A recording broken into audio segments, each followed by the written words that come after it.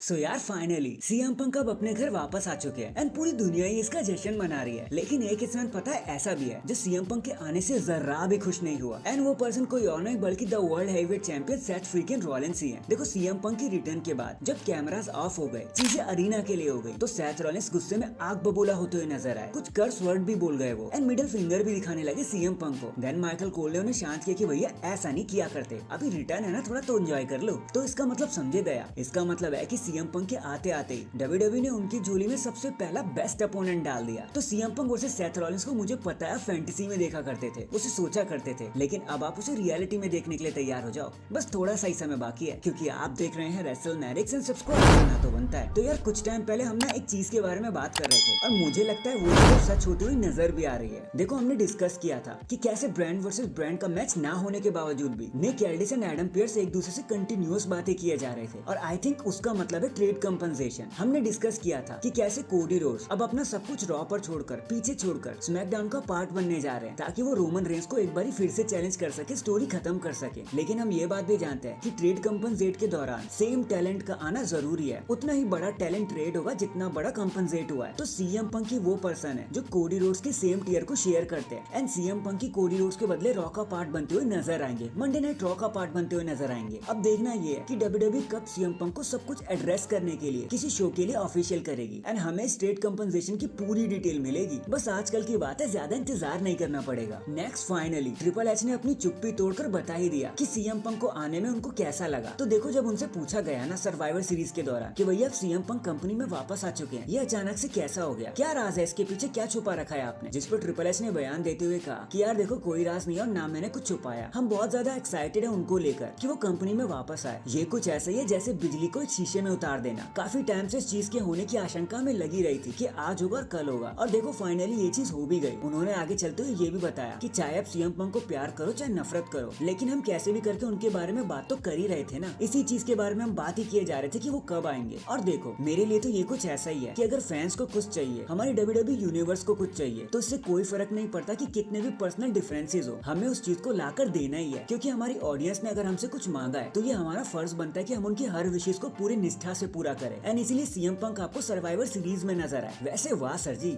ये क्या बात कह गए हो आप, दिल को छू गई आपकी बातें। इतनी बातें कब से सुनने लगे आप हमारी, लेकिन थैंक यू ट्रिपल एच इस अनमोल तोहफे के लिए। अगर विंस होते तो हम जानते हैं ये कभी होना ही नहीं था। अब बस एक चीज बाकी है, we want Punk, we want CM Punk and we want C CM Punk. इसके बाद जब सभी सीएम पंक को अपनी कंपनी में देखना चाहते थे तो इम्पैक्ट रेसलिंग कैसे इस रेस में पीछे रह जाती, बल्कि उन्होंने तो सीएम पंक को एक हैवी मनी भी ऑफर कर दिया था कि यार आप हमारे प्रोग्रामिंग में आ जाओ। यहाँ तक कि टीएनए चाहती थी कि CM Punk bound for glory pay per view में भी दिखाई दे जाए, बट वो चीजें किसी तरीके से हो नहीं पाई। लेकिन इसके बावजूद भी टीएनए ने बात करना बंद नहीं किया, वो कंटिन्यूअस सीएम पंक से बात करती रही, उनके पीछे पड़ी रही। लेकिन फिर एक बार जब डब्ल्यूडब्ल्यूई इस रेस में शामिल हो गई तो टीएनए को समझ आ ही गया था कि यार इस बात की ग्रेविटी कितनी ज्यादा हैवी है। वो समझ गए थे कि हम डब्ल्यूडब्ल्यूई से ज्यादा ऑफर नहीं कर सकते सीएम पंक को, तो टीएनए खुद ही पीछे हट गई और उन्होंने पंक को बेस्ट ऑफ लक कह दिया फ्यूचर के लिए।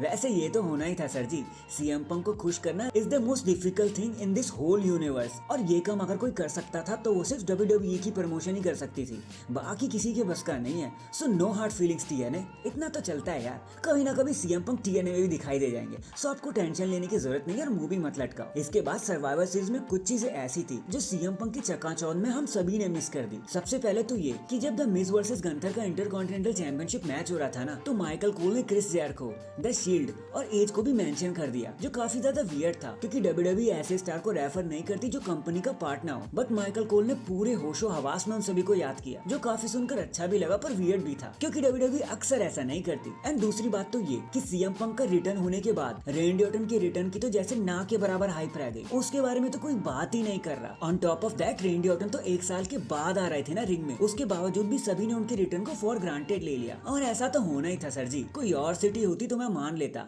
लेकिन शिकागो में तो सिर्फ सीएम पंक के अलावा किसी की बात हो ही नहीं सकती। तो सो सॉरी रेंडी ऑर्टन, किसी और दिन आपके बारे में बात करेंगे क्योंकि फिलहाल तो समा सिर्फ सीएम पंक की आवाज में बोलेगा। इन दी एंड क्या आप जानना नहीं चाहोगे कि ऑल एलिट रेसलिंग का क्या कहना था सीएम पंक के इस एपिक रिटर्न पे? ये जानते हुए जाओ, ये सुनते हुए जाओ। देखो उन्होंने कहा कि एडब्ल्यू में भले ही चीजें कैसी भी थी बट डब्ल्यूडब्ल्यूई उनके लिए काफी स्मूथ रहेगी, मतलब सीएम पंक के लिए स्मूथ रहेगी। डब्ल्यूडब्ल्यूई एक बेटर लीडरशिप कंपनी है देन एईडब्ल्यू, तो वो चीजें काफी अच्छे से मैनेज कर लेगी। हालांकि सीएम पंक के चले जाने से एईडब्ल्यू और ज्यादा सुधर गई है और ज्यादा क्लीन हो गई है, लेकिन ट्रिपल एच टोनी खान से बेटर लीडर है। वो सीएम पंक के साथ जस्टिस करेंगे एंड वहाँ पर चीजें लेजेंडरी रास्तों पर जाते हुए नजर भी आ जाएंगी। वैसे आप चाहे कुछ भी कह लो AEW, आपका तो नुकसान हो गया, और ये नुकसान कोई छोटा नहीं था, बल्कि ये नुकसान आपको सीएम पंक के रूप में मिला। देखो आपको ये भारी तो बहुत पड़ेगा, आज नहीं तो कल आप समझ ही जाओगे। So that is it guys, आज के लिए तो बस इतना ही। वैसे आपको क्या लगता है, आप किसके रिटर्न को ज्यादा देखना चाहते थे, सीएम पंक या रेंडी ऑर्टन?